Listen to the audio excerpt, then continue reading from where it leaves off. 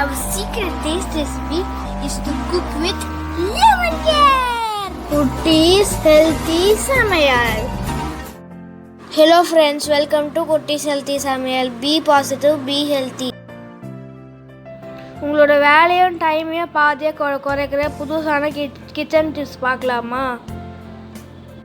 அதுக்கு முன்னாடி நம்ம சேனலை சப்ஸ்கிரைப் பண்ணாதவங்க சப்ஸ்கிரைப் பண்ணிவிட்டு பக்கத்தில் இருக்க பெல் பட்டனை கிளிக் பண்ணிக்கோங்க. ஆல் ஆப்ஷனை கிளிக் பண்ணுங்கள். அப்போ தான் நாங்கள் போடுற எல்லா வீடியோஸோட நோட்டிஃபிகேஷன்ஸ் உங்களுக்கு வரும். இது வரைக்கும் சப்ஸ்கிரைப் பண்ண எல்லாருக்கும் தேங்க்யூ ஸோ மச். நாம் இன்றைக்கி ரொம்பவும் யூஸ்ஃபுல்லான புதுமையான கிச்சன் டிப்ஸ் அதில் பார்க்க போகிறோம். இதை நீங்கள் ஃபாலோ பண்ணும்போது நம்மளோட வேலை சீக்கிரமாகவே முடிஞ்சிடும், நம்ம நேரம் மிச்சமாகும், நம்ம வேலையும் பாதியாக குறைஞ்சிரும், டென்ஷன் ஆகாமல் நம்ம குக்கிங்கை முடிச்சுட்டு வெளியே வரலாம். ஸோ இந்த வீடியோ ஸ்கிப் பண்ணாமல் பாருங்கள், அப்போ தான் உங்களுக்கும் யூஸ்ஃபுல்லாக இருக்கும், எங்களுக்கும் சப்போர்ட்டிவாக இருக்கும். டிப் நம்பர் 1, இதில் நாம் தேங்காயை குறித்து தான் பார்க்க போகிறோம். எப்பவுமே நமக்கு தேங்காய் டெய்லி லைஃப்பில் நிறைய யூஸ் ஆகும். ஸோ அப்படிப்பட்ட தேங்காயை நம்ம எப்படி ஸ்டோர் பண்ணலான்னு பார்த்துக்க போகிறோம். இது போல் நான் தேங்காயை 2 பாதியாக உடச்சி எடுத்துக்கிறேன். எடுத்துகிட்டு இட்லி பாத்திரத்தில் நம்ம இட்லி எப்படி வேக வைப்போமோ அது போல் இதையும் இட்லி பாத்திரத்தில் வச்சு நம்ம மூடி போட்டு க்ளோஸ் பண்ணிடலாம். ஜஸ்ட் ஒரு 5 to 7 minutes இதை ஸ்டீம் பண்ணி எடுத்தால் போதும். உங்களுக்கு ஸ்டீமர் இருந்தால் அதில் கூட நீங்கள் வச்சு எடுத்துக்கலாம். அவ்வளோதான், பாருங்கள், நான் ஒரு 7 minutes வச்சு எடுத்தேன். அடுத்து தேங்காயை ஓட விட்டு வெளியே எடுத்துடலாம். நம்ம எப்போவுமே தேங்காய் அப்படியே ராவாக எடுக்கும்போது கொஞ்சம் கஷ்டப்படும். ஆனால் இதில் ஜஸ்ட் நீங்கள் கத்தியை உள்ளே விட்டு ஒரு ப்ரெஸ் கொடுத்தா போதும், ஈஸியாக பாருங்கள் வெளியே வந்துடுச்சு. அவ்வளோதான், நம்மளோட தேங்காய் சீக்கிரமாக நம்ம வெளியே எடுத்துட்டோம். அடுத்த ஆஃபையும் அதே போல் எடுத்துக்கலாம். ஜஸ்ட் இது போல் கத்தியோ இல்லை தேங்காய் எடுக்கிறதுக்கு தனியாக கூட நீங்கள் கத்தி மாதிரி வச்சுருக்கலாம். அதை கூட இது போல் உள்ளே விட்டு ஒரு ப்ரெஸ் கொடுத்தா போதும், ஈஸியாக நமக்கு தேங்காய் ஓட விட்டு வெளியே வந்துடும். இப்போ அடுத்த நமக்கு அந்த மேலே இருக்க அந்த ப்ரௌன் கலர் இருக்க ஸ்கின்னை மட்டும் நம்ம எடுத்துடலாம். இது போல் வெஜிடபிள் பீலர்லேயே நாம் அதை எடுத்துடலாம். அப்படி இல்லைன்னா நீங்கள் கத்தி வச்சு கூட ஜஸ்ட்டு கேரட் எப்படி நம்ம சீவி எடுப்போமோ அது போலையும் நாம் எடுத்துக்கலாம். இது போல் கத்தியை வச்சு லைட்டாக சீவினாலுமே நமக்கு அது வந்துடும். அவ்வளோதான், நம்ம தேங்காவையும் க்ளீன் பண்ணி எடுத்தாச்சு. இது க்ளீன் பண்ணி எடுத்த பிறகு நாம் இதை சின்ன சின்ன பீசஸாக கட் பண்ணி எடுத்துக்கலாம். இது நல்ல ஒரு முறை அலசிக்கோங்க, இல்லை காட்டன் கிளாத் வச்சு கூட நீங்கள் துடைச்சி எடுத்துக்கலாம். இப்போ நம்ம சின்ன சின்ன பீஸாக கட் பண்ணி மிக்சியில் அரைச்சி எடுத்துக்க போகிறோம். சின்ன பீஸாக கட் பண்ண பிறகு ஒரு காட்டன் கிளாத் வச்சு நான் துடைச்சி எடுத்துக்கிறேன். ஏன்னா நான் அலசினேன், அதுக்காக தான். நீங்கள் காட்டன் கிளாத்லேயே துடைச்சிருந்தீங்கன்னா திரும்ப துடைக்க வேண்டாம், ஏன்னா நமக்கு ட்ரையாக இருக்கும் தேங்காய். அடுத்து நாம் துடைச்ச ட்ரையான தேங்காய் பீசஸை மிக்ஸி ஜாரில் ஆட் பண்ணி அரைச்சி எடுத்துக்கலாம். ஜஸ்ட்டு 1 நிமிஷம் மட்டும் நீங்கள் அரைச்சாலுமே போதும், நமக்கு துருவின தேங்காய் போல் கிடச்சிரும். நல்லா உதிரி உதிரியாக ஸ்டோர் பண்ணிக்கலாம். இது 1 நிமிஷம் தான் நீங்கள் அரைக்கணும், அதுக்கு மேலே அரைச்சிங்கன்னா மிக்ஸிலேயே சூடாகிடும் தேங்காய். ஸோ கெட்டு போகிற சான்சஸ் இருக்குது. இப்போ நாம் இதை ஏர்டைட் கண்டெய்னர் ட்ரான்ஸ்ஃபர் பண்ணி ஃப்ரிட்ஜில் ஸ்டோர் பண்ணிக்கலாம். இந்த தேங்காய் துருவலை 1 week 10 days வரைக்கும் நீங்கள் வச்சு யூஸ் பண்ணிக்கலாம். இதை யூஸ் பண்ணும்போது நீங்கள் ட்ரையான ஸ்பூன் தான் யூஸ் பண்ணணும், கைப்படக்கூடாது. நான் இன்றைக்கி காய் செய்யும்போது இப்போ ட்ரை ஸ்பூன் யூஸ் பண்ணி ஒரு 3 ஸ்பூன் தேங்காய் காயோடு ஆட் பண்ணிட்டேன். அவள் தான் நம்மளோட சமையல் முடிஞ்சிச்சு. ஸோ அந்த டைமில் நாம் தேங்காய் அரைக்கணும்னு அவசியம் இல்லை. அதே சமயம் சில டைமில் நமக்கு பவர் கட் ஆகிடும், அப்போ அரைக்க முடியாது. ஸோ இந்த மாதிரி சமயங்களில் இது போல் நீங்கள் ஸ்டோர் பண்ணி வச்சுட்டா ஈஸியாக நீங்கள் சமைச்சு முடிச்சிடலாம். சட்னிக்கோ புட்டுக்கோ இல்லை இது போல் காய்களுக்கோ இந்த மாதிரி தேங்காய் போட்டு எதெல்லாம் நம்ம செய்கிறோமோ அதெல்லாம் ஈஸியாக நம்ம செஞ்சு முடிச்சிடலாம். நீங்களும் ட்ரை பண்ணி பாருங்கள், கண்டிப்பாக அது உங்களுக்கு யூஸ்ஃபுல்லாக இருக்கும். அடுத்த டிப் நம்பர் 2ல் நாம் புளியை குறித்து தான் பார்க்க போகிறோம். இந்த புளி நாங்கள் வாங்கும்போது ரொம்ப ஒரு மாதிரி டர்ட்டியாக இருந்த மாதிரி இருந்தது. ஸோ இதை நான் கொஞ்சம் உப்பு ஆட் பண்ணி ஊற வச்சிட்டேன். இது ஒரு 1/4 கிலோ புளி இருக்கும்.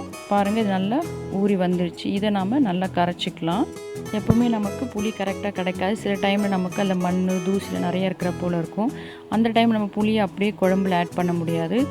அந்த மாதிரி கிடைக்கிற புளியாக இருந்தாலும் சரி, இல்லை நீங்கள் ஆர்டினரியாக நல்ல புளியாக இருந்தாலும் நீங்கள் இது போல் கரைச்சி அதோட பியூரி எடுத்து வச்சிட்டிங்கன்னா ஈஸியாக நீங்கள் சமைச்சு முடிச்சிடலாம்.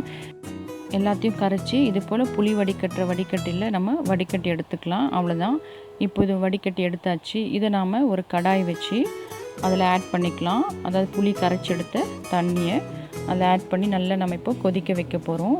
கொஞ்சமாக தண்ணி ஊற்றி நீங்கள் கரைச்சி எடுத்துக்கோங்க, ஏன்னா இது நல்லா சுண்டி வரணும். இது போல் பாருங்கள் எந்த அளவுக்கு நல்லா திக்காகி வந்துருச்சு. இப்போ இதோட 1 ஸ்பூன் எண்ணெய் ஆட் பண்ணிக்கலாம். அது குக்கிங் ஆயில் தான். இதை ஆட் பண்ணி நல்லா கொதிக்க விட்டுக்கலாம். ஆயில் ஆட் பண்ண உடனே 5 நிமிஷம் நம்ம கொதிக்க வச்சு இறக்கிடலாம். ஸ்டவ் ஆஃப் பண்ணிக்கலாம். இந்த திக்னஸ் கரெக்டாக இருக்கும். இப்போ இதை நம்ம ஒரு ஜூஸ் வடிகட்டுற வடிகட்டியில் ஸ்ட்ரெயின் பண்ணி எடுத்துக்கலாம். நீங்கள் முதல்லையே புளி கரைக்கும் போதே இது போல் ஜூஸ் ஸ்ட்ரெயினர்லேயே நீங்கள் ஸ்ட்ரெயின் பண்ணி எடுத்துட்டிங்கன்னா இப்போ நீங்கள் ஸ்ட்ரெயின் பண்ண வேண்டிய அவசியம் இல்லை. நான் முதல்ல புளி வடிகட்டத்தில் வடிகட்டினேன், அதனால தான் இப்போ நான் இதில் ஸ்ட்ரெயின் பண்ணி எடுக்கிறேன். அடியில் பாருங்கள் எவ்வளோ மட்டி இருக்குது. இதை நம்ம அப்படியே போட்டுடலாம். இது தேவையில்லை. செடி இருந்தால் நீங்கள் செடிகளுக்கு போட்டுடலாம். அவ்வளோதான், நம்ம டேமரண்ட் பியூரி ரெடி ஆகிடுச்சு. இது நல்லா ஆறின பிறகு ட்ரையான ஒரு பாட்டிலில் நீங்கள் ஸ்டோர் பண்ணி ஃப்ரிட்ஜில் வச்சுக்கலாம். இது 10 days வரைக்கும் கூட கெட்டு போகாது. ஏன்னா நம்ம எப்போவுமே புளி சேர்க்குற ஐட்டம்லாம் சீக்கிரம் கெடாது. அதே போல் இதில் நம்ம எண்ணெயும் உப்பும் ஆட் பண்ணியிருக்கோம். அது நமக்கு நேச்சுரல் ப்ரிசர்வேட்டிவ். ஸோ உப்பும் எண்ணெயும் இது கெட்டு போகாமல் இன்னும் பாதுகாக்கும். ஸோ 10 days வரைக்கும் இது நீங்கள் ஸ்டோர் பண்ணி வச்சுக்கலாம். அதே போல் நீங்கள் சாம்பார் இல்லை புளி சேர்க்குற எந்த டிஷ்ஷாக இருந்தாலும் இதை ஆட் பண்ணி செஞ்சுக்கலாம்.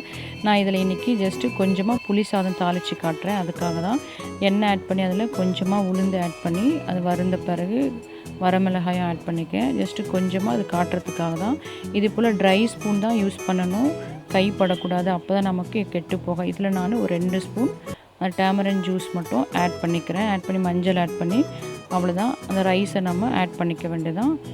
இது ரொம்ப கொதித்து பச்சை வாசனை போகணும்லாம் அவசியம் கிடையாது. ஏன்னா ஆல்ரெடி நம்ம நல்லா கொதிக்க வச்சு சுண்டை காய்ச்சி தான் இதை எடுத்து ஸ்டோர் பண்ணி வச்சுருக்கோம். ஸோ நீங்கள் அப்படியே ஆட் பண்ணி ஜஸ்ட் ஒரு ஃபியூ செகண்ட்ஸ்லேயே ஆஃப் பண்ணி எடுத்துடலாம் எல்லா டிஷ்ஷுமே. முக்கியமாக நம்ம சாம்பார், மீன் குழம்பு, காரக்குழம்பு எது செய்யும் போதும் இது ரொம்பவும் ஈஸியாக இருக்கும். ரொம்ப சுண்டை வச்சு அந்த டைமை நம்ம வேஸ்ட் பண்ண வேண்டிய அவசியம் இல்லை. ஸோ இது போல் நீங்களும் செஞ்சு பாருங்கள். கண்டிப்பாக இது உங்களுக்கு யூஸ்ஃபுல்லாக இருக்கும். ட்ரை பண்ணி பாருங்கள். அடுத்த டிப் நம்பர் 3ல் நாம் புட்டுக்கு மாவு எப்படி ஸ்டோர் பண்ணுறதான் பார்க்க போகிறோம். தேவையான அளவுக்கு நாம் புட்டரிசி எடுத்து ஊற வச்சு நல்லா அலசி இது போல் ஃபேன் காற்றுலேயே நம்ம ஆற வச்சு எடுத்துக்கலாம். ஆற வச்ச அரிசியை நம்ம மிக்சியில் ஆட் பண்ணி இது போல் புட்டு மாவுக்கு ஏற்றா போல் அரைச்சி நாம் எடுத்துக்க வேண்டியதான். அரைச்ச மாவை நாம் இது போல் ஒரு ட்ரை கடாயில் ஆட் பண்ணி நல்லா சூடு பண்ணி எடுத்துக்கலாம். அதாவது மாவு வந்து நமக்கு நல்லா சூடாகி வரணும். அந்த அளவுக்கு நம்ம வறுத்து எடுத்து ஆற வச்சு ஃப்ரிட்ஜில் ஸ்டோர் பண்ணிக்கலாம். இது 10 days வரைக்கும் கூட நீங்கள் இந்த மாவை புட்டுக்கு யூஸ் பண்ணிக்கலாம். டெய்லி நாம் வெறும்னே இட்லி, தோசை அது போல் டிஃபன்லாம் சாப்பிட்டாலுமே பிள்ளைங்களுக்கும் ரொம்ப போர் அடிக்கும், நமக்கும் போர் அடிக்கும். இது போல் மாவு ஸ்டோர் பண்ணி எடுத்து வச்சிட்டோம்னா நம்ம டெய்லி கஷ்டப்படாமல் ஜஸ்ட் எடுத்து உப்பு தண்ணி தெளித்து ஆவியில் வேக வச்சு நாம் புட்டு ரெடி பண்ணிக்கலாம். ஹெல்த்தியான ஃபுட்டும் கூட. ட்ரை பண்ணி பாருங்கள். கண்டிப்பாக இது உங்களுக்கு யூஸ்ஃபுல்லாக இருக்கும். டிப் நம்பர் 4ல் நாம் மிளகாய்த்தூள் பற்றி தான் பார்க்க போகிறோம். இது காஷ்மீரி மிளகாய்த்தூள். இது பாருங்கள் எவ்வளோ கட்டி கட்டியாக ஆகியிருக்குது. நமக்கு மழைக்காலங்களையோ பனிக்காலங்களோ இல்லை வெயில் காலங்களில் கூட இது போல் ஆக சான்சஸ் இருக்குது. ஏன்னா காஷ்மீரி மிளகாய்த்தூள் நம்ம எல்லாத்துக்குமே யூஸ் பண்ண மாட்டோம். அதனால் இது பாருங்கள் ரொம்ப இப்படி கட்டி கட்டியாக ஆகியிருக்கு. இதை ஒரு ரவை ஜலிக்கிற ஜல்லடை வச்சு ஜலிச்சு எடுத்துக்கலாம். இதில் ஜலிச்சு எடுக்கும்போது அந்த கட்டிகள்லாம் இல்லாமல் நமக்கு ஃப்ரெஷ்ஷாக அரைச்சி எடுத்துகிட்டு வந்தால் மிளகாய்த்தூள் எப்படி இருக்குமோ அது போல் நல்ல ஃப்ளோயிங் கன்சிஸ்டன்சியில் கிடைக்கும். இது போல் கட்டிகள்லாம் ஸ்பூனில் உடச்சி விட்டுக்கோங்க. உடச்சி விட்டு நல்லா ஜலிச்சு எடுத்துக்கலாம். இது போல் ஜலிக்கும்போது வண்டுகள் இருந்தால் கூட மேலே தங்கிடும், நமக்கு ஈஸியாக தெரியும். ஆனால் இதில் பாருங்கள் வண்டுகளே இல்லை, நல்லா க்ளீனாக இருக்குது. ஆனால் இந்த ஈரப்பதத்தினால இப்படி கட்டிடுச்சு.